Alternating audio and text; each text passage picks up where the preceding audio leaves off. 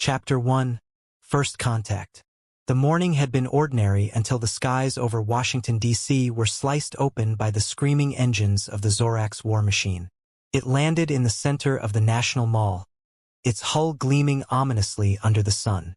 Crowds scattered, and within minutes the area was cordoned off by the military.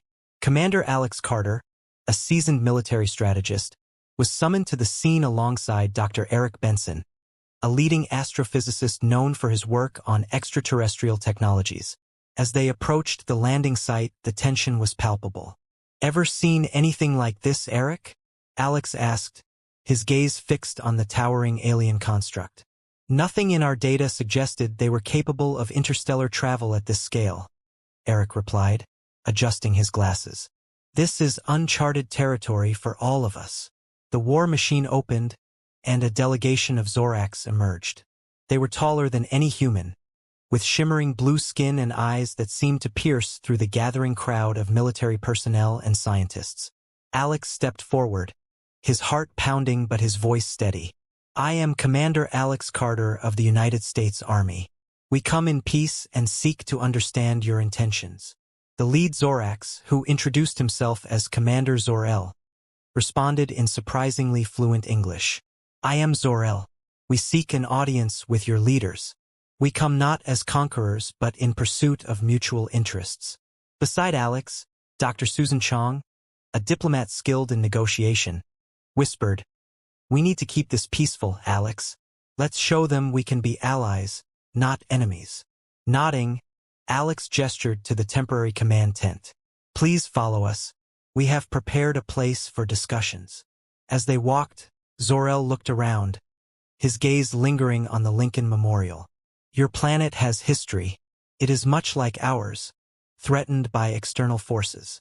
Then perhaps we have more in common than either of us thought," Susan remarked, hoping to foster a connection. Inside the tent, they sat at a large round table. Alex and Eric presented Zorax leaders with data tablets showing Earth's resources, cultures, and technological achievements. In exchange, Zor-El shared insights into their technology, hinting at their capabilities without revealing too much. As the meeting unfolded, Alex noticed Zor-El's interest in the peaceful applications of their technology.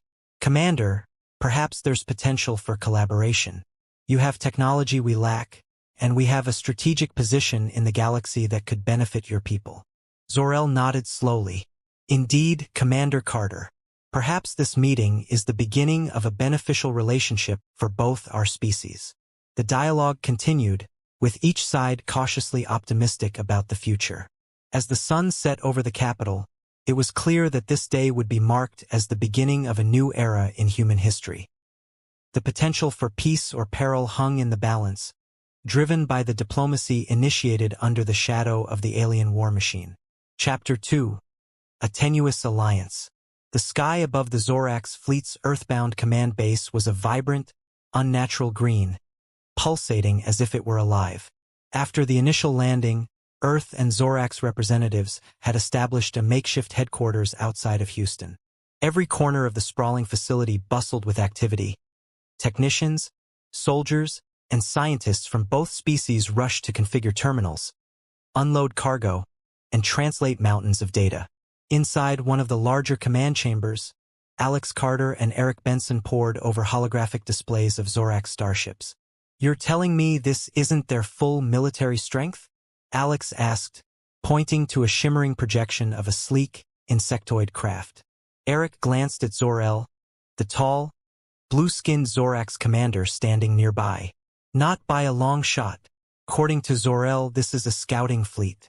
They're here to negotiate, not to dominate. If we play our cards right, we get them on our side before someone fires the first shot," Alex interrupted. He straightened and turned to Zor-El. "Commander, you mentioned an enemy force, the Krylons. What exactly are we dealing with?" Zor-El's glowing eyes shifted as if scanning Alex's intent. "The Krylons are a nomadic species. They strip entire planets of resources and leave only barren husks behind. For centuries, they have harassed our borders, but their incursions have become bolder. They will come for you next." Alex exchanged a glance with Eric, who rubbed his temples. Great. Intergalactic pirates. Not pirates, Zor-El corrected. A plague. Before Alex could respond, a slim figure appeared in the doorway. Commander Carter, Dr. Benson, said a human communications officer. We've received a transmission from the United Nations. They're asking for a briefing on the Zorax fleet's capabilities. Alex sighed. Tell them we're still gathering intel. He turned back to Zor-El. We need something tangible to offer. If we're going to get Earth's leaders behind this alliance, they have to know what you bring to the table. Zor-El folded his arms, the light from the holographic displays dancing across his skin. I have brought my lead scientist, Serena. She can explain the energy technologies we are prepared to share. A new Zorax entered the room, a female slightly shorter than Zor-El, with an air of sharp intelligence. She carried a small crystalline device that glowed faintly. This is our star's core extraction module, she said, placing it carefully on the table. It allows us to harness vast amounts of power without the need for destructive mining or fossil fuels. Eric's eyes widened. That's incredible. You're saying this could replace every nuclear reactor on Earth? Serena tilted her head. Theoretically, yes. But the module must be calibrated to your planet's electromagnetic fields. The process will take time, and we'll need your cooperation. Alex nodded. Sounds like a fair trade. We help you set it up, and in return, you help us prepare for these Krylons. Exactly, Serena replied. She then glanced at Zor-El, who gave a slow nod. Eric was already running his hands through his hair, his mind racing with possibilities. We'll need schematics, energy output data, some idea of the safety protocols. I will provide the data, Serena interrupted, her voice calm but firm. But there's another matter to discuss. We detected something unusual in your Earth's upper atmosphere. Alex stiffened. Unusual how? Our sensors picked up trace amounts of a Krylon scouting beacon, Serena said. It was faint, likely dormant, but its presence suggests that the Krylons are already aware of your planet. Eric exhaled slowly. They know we're here. Yes, Zor-El confirmed. It is only a matter of time before they arrive. Alex clenched his jaw. The tension in the room was palpable, but he pushed through it. Then we have no choice. We need to work together now. Serena, provide Benson with what he needs to get that energy module working. Eric, once you have the data, start designing a grid integration plan. Eric gave a sharp nod. On it. What about our military capabilities? Alex asked Zor-El. What can you bring to the table when the Krylons come? Zor-El's expression hardened. My fleet is limited, but we have weapons that can intercept Krylon ships before they reach your cities. I will provide you with targeting algorithms and shield generators. But your planet must be prepared for the worst. We will be, Alex said. He looked at Eric, who was already scrolling through the Zorax schematics on his tablet. And we'll start by making sure Earth is running on Zorax energy as soon as possible. Serena offered a faint smile. You're decisive, Commander Carter. A good quality in a leader. Comes with the territory, Alex replied. Now let's get to work. Chapter 3, Learning Curves. The integration of Zorax technology into Earth's infrastructure was progressing quickly, thanks to Serena's expertise and the efforts of the human team led by Eric. It was a steep learning curve, however. Earth's technology, while advanced in certain areas, lagged significantly behind the Zorax in terms of efficiency and sophistication. Alex Carter spent most of his time overseeing the process. Today, he and Eric were in one of the larger energy hubs set up just outside Houston. The facility hummed with the sound of high-energy conduits funneling power from the crystalline Zorax core into the city's grid. Serena stood by a console, her hands dancing over a series of glowing glyphs. The Zorax interface was still a mystery to most of the human staff, but Serena navigated it with ease. Eric, what's the status on those conductivity readings? Alex asked as he approached, glancing at the large monitor in front of the astrophysicist. Eric rubbed the back of his neck. Not great. We're getting fluctuations. I think our transformers can't handle the load. That's because your transformers are 1,000 years behind, Serena said without looking up from her controls. There was a trace of humor in her voice. Funny, Eric replied, not hiding his irritation. How about you lend a hand instead of taking shots at our tech? Serena finally turned to face him, her expression calm. I am lending a hand. The fluctuations are due to your copper-based conduits overheating. Replace them with the titanium alloy samples we provided, and you'll stabilize the flow. Eric folded his arms. We don't have enough titanium alloy to retrofit the whole system. Serena stepped closer. Then reroute the flow through the redundant cores. They were designed for backup energy distribution. Eric blinked. I didn't think of that. That's why I'm here, Serena said, returning to the console. Alex smirked. Maybe next time just take her advice before arguing, Eric. Noted, Eric muttered. As the two got to work on reconfiguring the conduits, Alex turned his attention back to Serena. What's the long-term plan for stabilizing this integration? We can't keep patching it as we go. Serena looked at him, her glowing blue eyes thoughtful. Long-term, your infrastructure needs a complete overhaul. That will take years, perhaps decades. For now, we'll focus on creating stable nodes, small sections of your grid that can handle the Zorax core's output. Once those nodes are stable, we can expand. Alex nodded. Makes sense. And how long until we have those stable nodes? Days, Serena replied. If Eric and his team follow my instructions. Eric grumbled something under his breath, but he was too busy with the new configurations to argue. Alex noticed the faintest hint of a smile on Serena's face. He found himself smiling back. She had a way of being direct and confident without coming across as overbearing. In a strange way, it reminded him of his own approach to leadership. Serena must have noticed his expression because she raised an eyebrow. What is it, Commander? Nothing, Alex said. Just wondering if we're going to survive this crazy partnership. Crazy? Serena asked, tilting her head. Alex gestured around them. A few months ago, we were bracing for an alien invasion. Now I'm standing here, cracking jokes with a Zorax scientist while we wire your technology into our power grid. That's pretty crazy. Serena considered this for a moment. If you think this is crazy, you'd find our diplomatic summits utterly incomprehensible. Alex chuckled. I'll take your word for it. For now, let's focus on getting Houston powered up before the weekend. I'm certain we can manage that, Serena said, turning back to her console. Eric finally looked up from his work. Conduits are reconfigured. We'll see if it holds. Good, Alex said. Now let's run the test. Serena activated the system, and the room was flooded with a soft, pulsating light as the core's energy stabilized. The fluctuations on the monitors evened out, and the hum of the machinery became a steady, comforting rhythm. Looks good, Eric said. For now. It will hold, Serena said with confidence. Alex stepped back, crossing his arms. One node down. Let's move on to the next. The three of them moved together, each playing their part in the process. Alex provided the strategic oversight, Serena offered the technical expertise, and Eric worked tirelessly to adapt human systems to accommodate the Zorax tech. Despite the challenges, they were starting to develop a rhythm, something that felt less like a temporary collaboration and more like a team. Chapter 4: Betrayal. The night sky was dark and heavy, with only the faint glow of the distant Zorax fleet visible above the treetops. In the secluded operations hub, Alex Carter paced back and forth as Eric and Serena argued over the latest set of readings.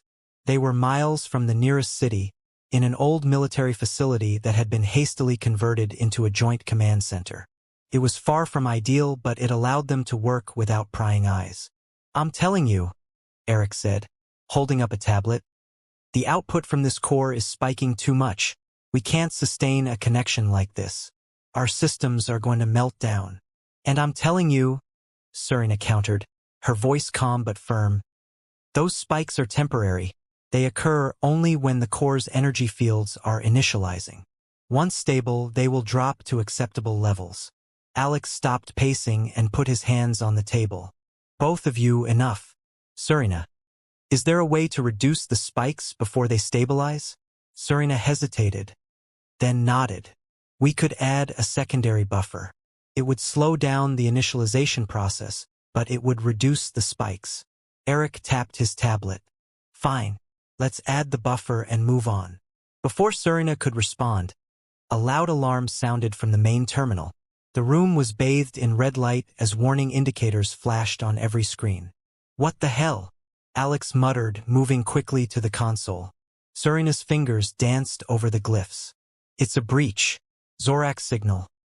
No, this is from Earth. Eric frowned. From Earth? That doesn't make any sense. Alex's eyes narrowed. Pull up the source. Who's trying to hack into our systems? Serena worked quickly, then froze. It's not a hack. It's a direct transmission from a high-ranking Zorax officer. They've sent coordinates and a message. Surrender the core or be destroyed.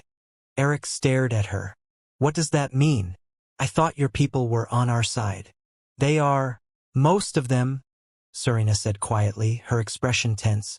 This must be Commander Jor-El. He's a hardliner. He never agreed with Zor-El's decision to ally with humans. Alex looked between them. How bad is this guy? Bad enough, Serena said. He commands a significant portion of our fleet's remaining forces. If he's turned on us, it could escalate quickly. Eric swore under his breath. This is why we shouldn't have trusted them. Not all of them, Alex corrected. Zor-El and Serena have been on our side since day one. This is one faction within their ranks. Serena met Alex's gaze. We need to move the core. If Jor-El knows its location, he will send troops to take it. Move it where? Eric asked. We don't exactly have a safe house lying around. Alex thought for a moment. We'll take it to the auxiliary site in the Rockies. It's secure, isolated, and off the grid. Jor-El's forces will still track us, Serena warned. Alex nodded. I know, but it'll buy us time to figure out our next move. Eric crossed his arms. And what if we can't stop them? What if Jor-El just decides to wipe us out? Alex stared at him.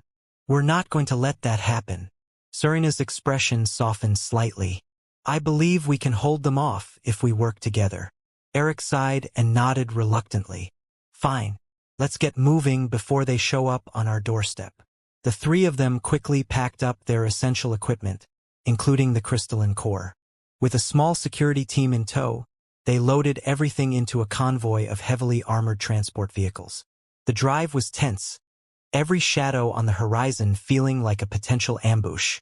As the miles passed, Alex and Serena rode together in one of the lead vehicles.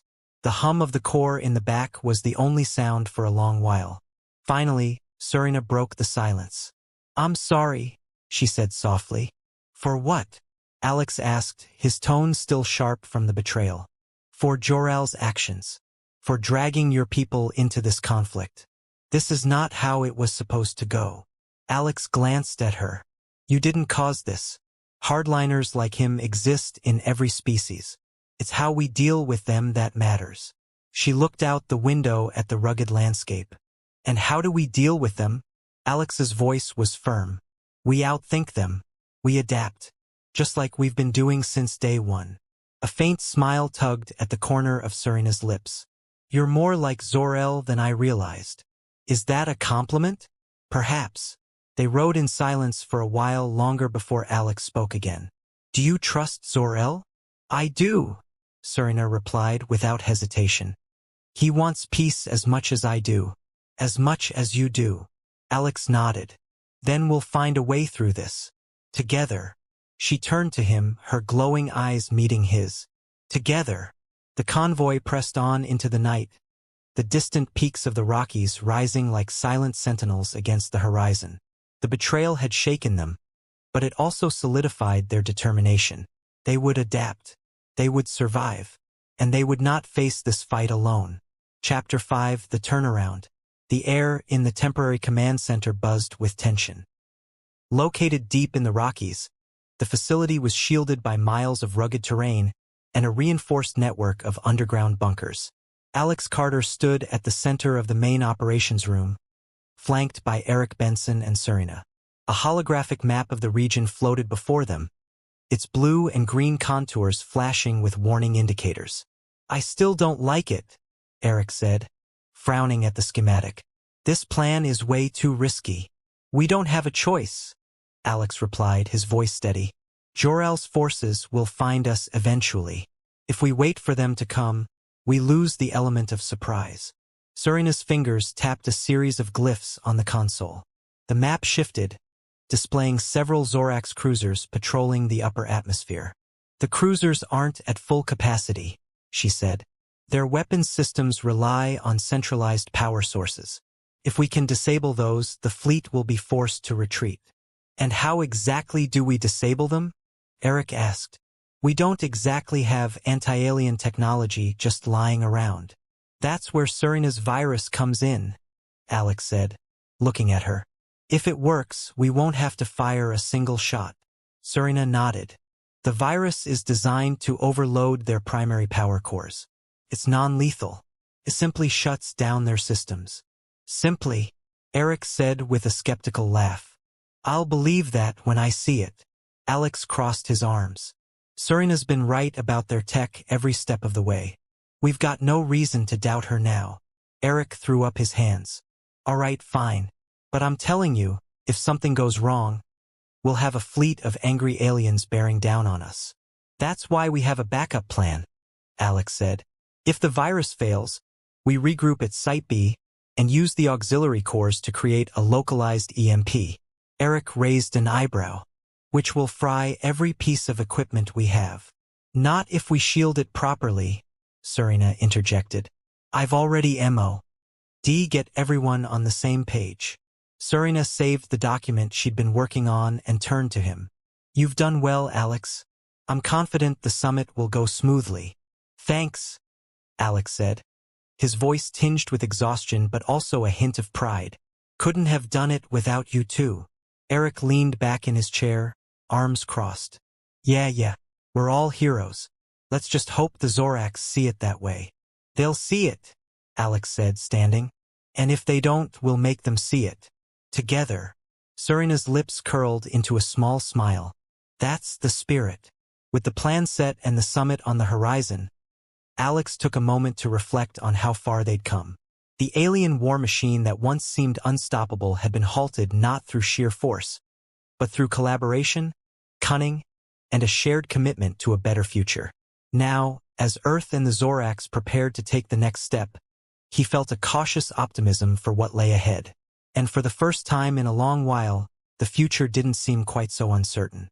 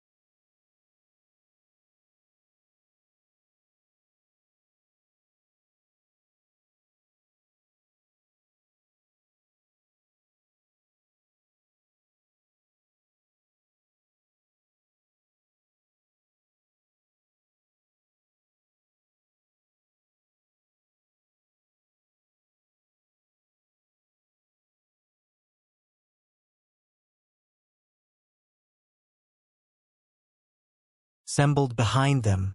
You've all been briefed. You know what's at stake. Let's make it happen. The team dispersed, each person heading to their assigned tasks. Alex, Eric, and Serena stayed behind to finalize the virus deployment plan. As they worked, the tension between them eased. They had been through enough over the past weeks to understand that their survival depended on trust, even if they didn't always see eye to eye. Once the virus is uploaded, Serena explained, it will take approximately 3 minutes to propagate through the fleet systems. During that time, we need to maintain a low profile. If they detect the upload, they'll block it. And if they block it, we're screwed, Eric said flatly. That's why I'll be handling the upload personally, Serena said. I know their systems better than anyone. Alex frowned. It's dangerous. If they catch you. They won't, she interrupted. I've already prepared a stealth transmission route. They won't know it's coming until it's too late. Alex looked at her, concern etched on his face. Just be careful. I will, she replied. Hours later, the team was in position. The command center was quiet, save for the hum of equipment and the occasional murmur of status updates. Alex stood by the main console, monitoring the fleet's movements. Eric sat nearby, his hands flying over a keyboard as he adjusted the power flow to the core. Virus ready, Serena announced. Her voice was calm, but Alex could see the tension in her posture. On your mark, Alex said. Serena began the upload. The screen in front of her displayed a progress bar inching forward as the virus worked its way through the Zorax network. For a moment, everything was still. Then suddenly the alarms blared. They've detected the transmission, Eric shouted. Keep it steady, Alex ordered. Serena, how much longer? 2 minutes, she replied, her fingers moving quickly. I'm rerouting the signal to buy us time. Eric, divert power to the secondary buffer, Alex said. Keep them from pinpointing the source. I'm on it, Eric muttered, his fingers flying over the keyboard. The tension in the room was palpable. Every second felt like an eternity. Alex kept his eyes on the main display, watching as the virus continued its work. Finally, the progress bar reached 100%. It's done, Serena said, exhaling sharply. The room was silent for a moment. Then the holographic map showed the Zorax fleet's cruisers powering down one by one. It worked, Eric said, almost in disbelief. Alex smiled. Good job, everyone. Serena turned to him, a faint smile on her lips. You trusted me. And you came through, Alex said. Now let's get out of here before they figure out what just happened. The team quickly packed up their equipment and moved to a secure location. They had managed to disable the fleet without a single shot fired. For now, they were safe. But Alex knew the fight wasn't over. This was just the beginning of their efforts to turn the tide. Chapter 6: The Silent Battle. The dim light of the control room cast long shadows over the faces of Alex, Eric, and Serena.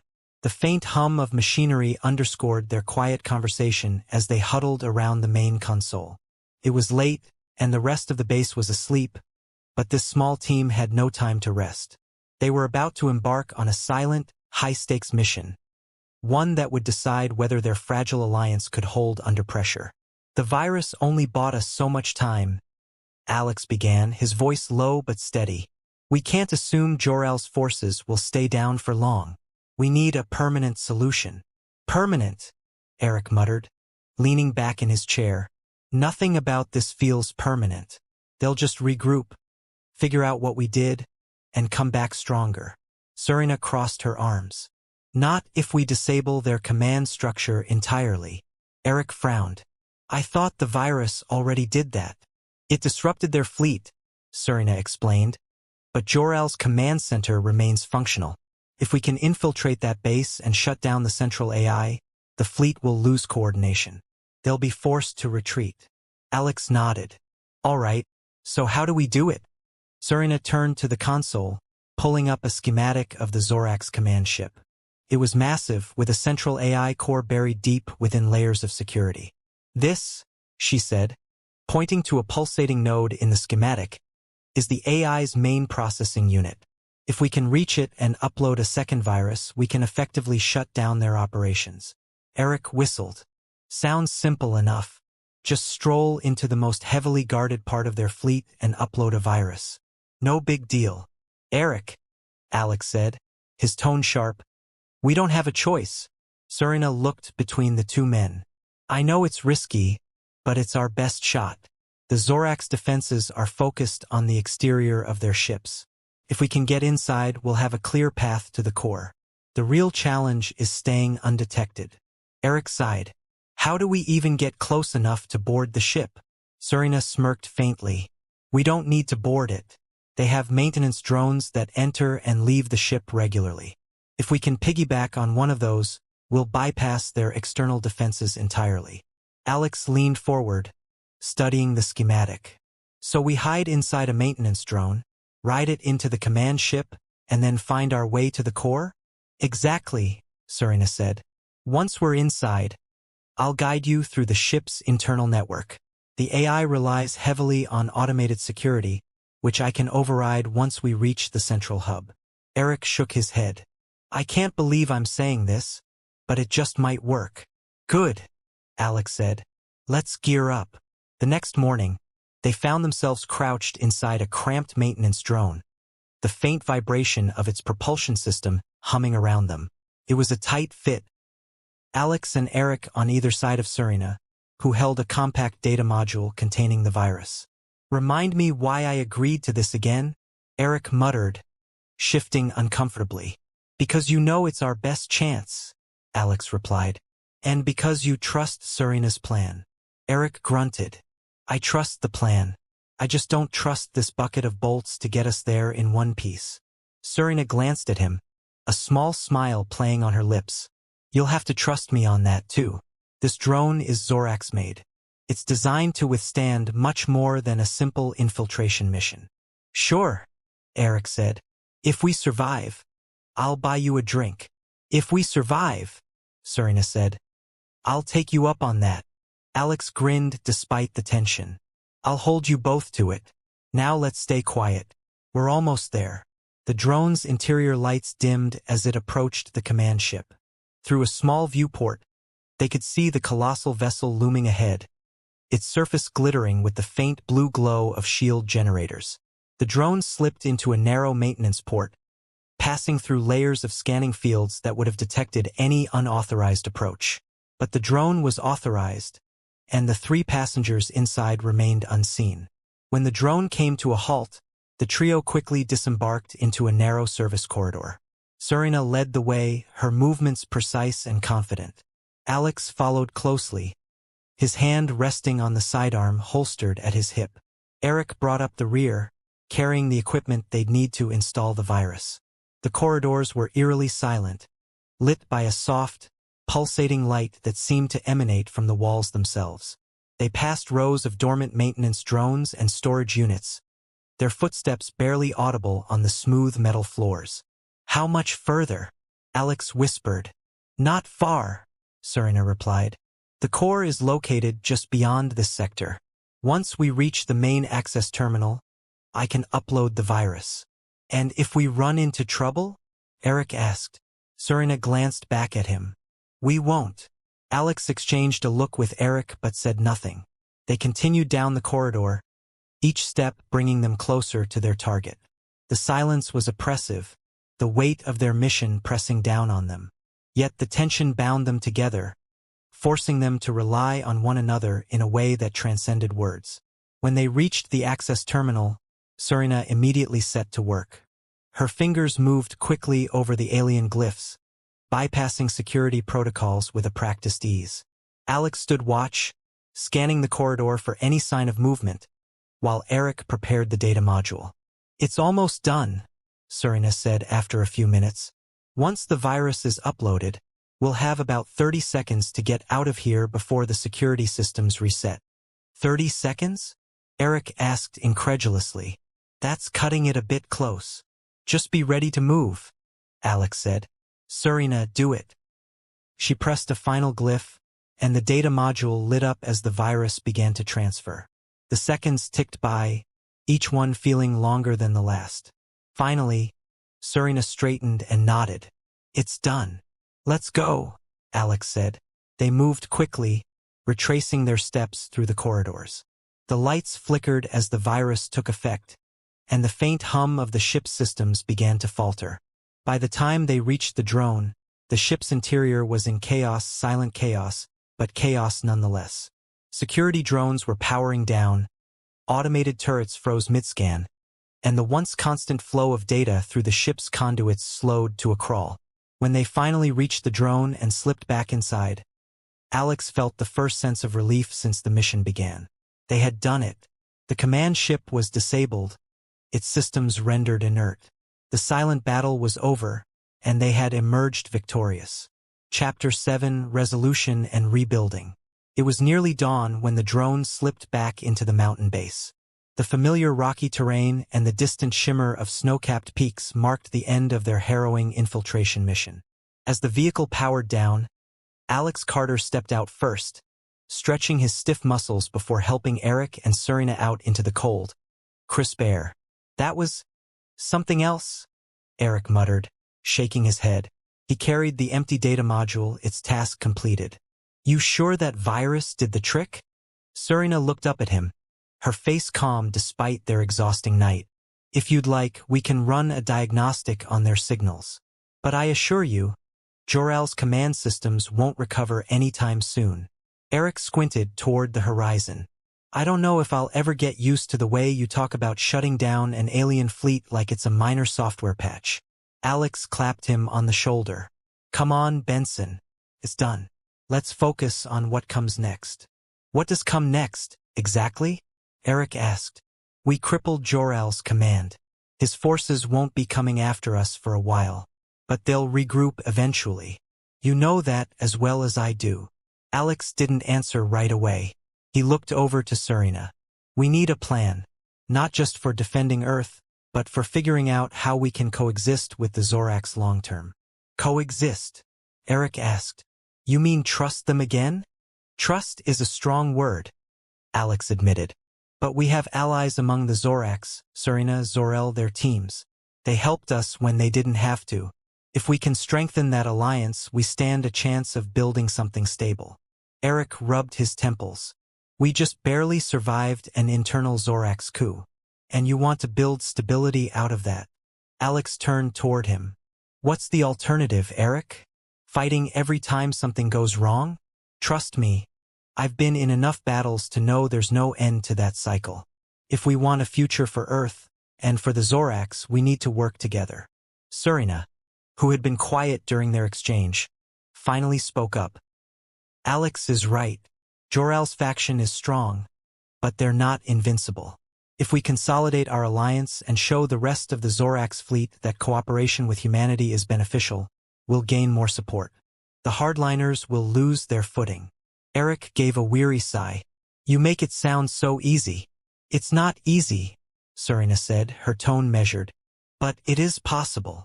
Alex looked between them, his resolve clear. Let's get inside. We'll debrief and start laying out the groundwork for the next phase. Inside the command center, the mood was subdued but determined. The team of engineers and soldiers who had supported the mission were already reviewing the data that Serena and Eric brought back. In the center of the room, Alex and Serena leaned over a large table, examining a holographic display of Zorax fleet movements. Here, Serena said, pointing to a cluster of ships near the outer edge of the solar system. That's where the remainder of Jor-El's forces will likely regroup. They've lost their command core, so their movements will be erratic for a time. This is when we need to act. You're thinking a diplomatic push? Alex asked. Exactly. We use this opportunity to show the neutral factions within the fleet that Jor-El's leadership is unstable. They may be more open to dialogue now that their hardliner faction has been weakened. Alex considered her suggestion, then nodded. It's a gamble, but it's better than waiting for the next attack. What do you need from us to make it happen? More humans on the diplomatic team, Serena said. If the Zorax only see me and Zor-El, they'll think this is purely internal. But if we can present a united front, a true collaboration, it will carry more weight. Alex turned to Eric, who was now flipping through diagnostic reports. Benson, you'll be part of the team. Eric looked up, startled. Me? I'm no diplomat. No, Alex said. But you're the guy who can explain in detail how Zorak's technology saved Earth from Jor-El's faction. And that will matter to the neutral parties. They need to see that humanity can bring value to this alliance, not just rely on it. Eric frowned, then reluctantly nodded. All right, but if I get one hostile glare from those blue-skinned warriors, I'm out. Deal, Alex said with a small grin. He turned back to Serena. What else? We'll need a secure channel to Zor-El, she said. He can help coordinate from their side. Also, we'll need to prepare a presentation on the virus you deployed to show them we have the capability to defend ourselves and to act as reliable allies. Alex crossed his arms. We'll have to be careful with how much we reveal. The last thing we need is someone deciding they want that virus for themselves. Agreed, Serena said. We'll keep it simple. Just enough to build trust without giving away our full capabilities. Good, Alex said. He straightened and addressed the room. All right, people. You know what's at stake. Start prepping for the diplomatic mission. This is our chance to take control of the situation, to turn this alliance into something real. Let's make it count. The room sprang to life as team members moved to their stations, pulling up reports, drafting messages, and coordinating logistics. Serena remained by Alex's side, her calm presence steadying him as the weight of their next steps pressed down. I'm not sure we'll convince them all, she admitted quietly, so only Alex could hear. We don't need to convince them all, he replied. Just enough to tip the scales. She nodded, her expression thoughtful. You're a good leader, Alex. He glanced at her, a hint of a smile on his face. And you're a good partner. They stood there a moment longer, surrounded by the hum of activity, before turning their attention back to the mission. The road ahead would be long and uncertain, but for the first time in weeks, Alex felt the faintest sense that they were moving forward together. Chapter 8. A New Dawn. The early morning sun spilled across the mountains, its golden light reflecting off the snowy peaks. Inside the fortified base, Alex Carter stood at the main control room window, gazing out over the rugged landscape. It had been a long night of negotiations, but as the first rays of sunlight crept over the horizon, a sense of calm settled over the team. Behind him, Eric Benson was busy typing furiously at his console. You know, I never thought I'd be this glad to see sunlight again, Eric muttered. He stretched, his fingers hovering over the keyboard for a moment before he let out a long sigh. I mean, we're not out of the woods, but it feels like we finally caught a break. Alex turned away from the window and nodded. Feels that way. He looked over at Serena, who was reviewing a stream of incoming data on a nearby screen. How are the responses coming in? Serena's glowing eyes didn't leave the monitor. Most of the neutral factions are open to further dialogue.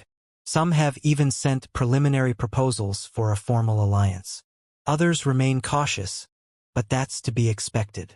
Eric glanced over his shoulder. So you're saying we've got a shot at this? I'm saying we have a foundation to build on, Serena replied. Her tone was measured, but there was a hint of satisfaction in her expression. If we approach this carefully, we can solidify our cooperation. Alex crossed his arms, considering their next steps. What's Zor-El's stance on this? Has he given any indication that his leadership is secure? Serena nodded. Zor-El's position has strengthened since we neutralized Jor-El's forces. The remaining fleet factions see him as a stabilizing figure. But he's aware that trust won't come easily.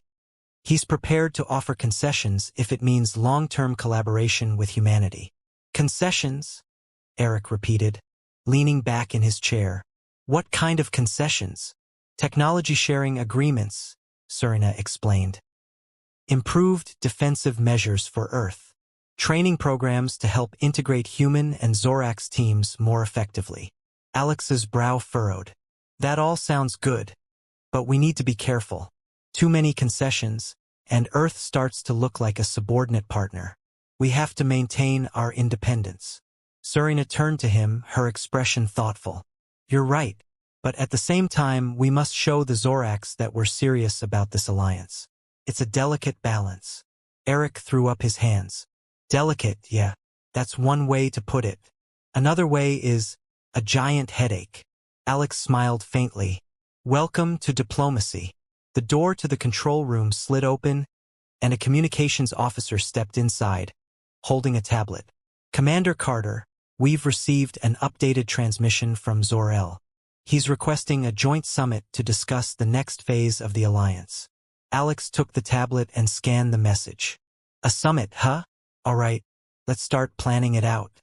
We'll need representatives from both sides who can speak to the technical, military, and diplomatic aspects. Serena looked at him. I'll represent the Zorac side, of course. Zor-El will likely bring a few of his top advisors as well. Eric, Alex said, you'll be part of our team. Your technical expertise will be crucial. Eric groaned. You just love dragging me into these meetings. Think of it as your chance to shape the future of interstellar relations, Alex said with a smirk. Yeah, sure, Eric replied, rolling his eyes. I'll bring the coffee. The three of them spent the next several hours hammering out the details of the summit. They reviewed potential discussion points, compiled data on recent operations, and prepared contingency plans in case the talks turned contentious. The room buzzed with quiet determination as they worked together, each contributing their own unique skills.